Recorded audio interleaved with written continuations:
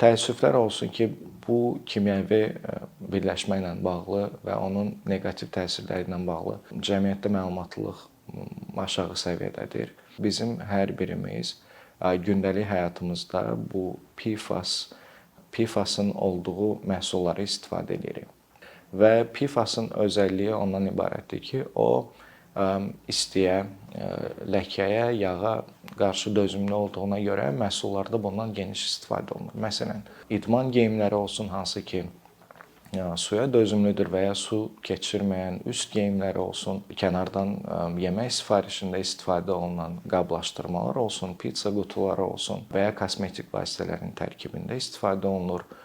Eyni zamanda sənayedə yanğınsöndürmə məhsullarının bir tərkib hissəsidir və ən əsası evlərimizdə, mətbəximizdə istifadə elədiyimiz teflon, yapışmayan qazanlar və qablardır.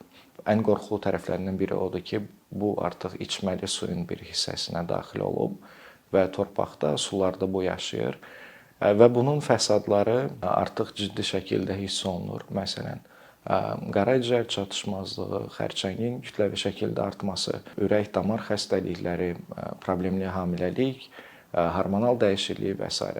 Hətta yüksək xolesterol da bura əlavə eləyə bilərik.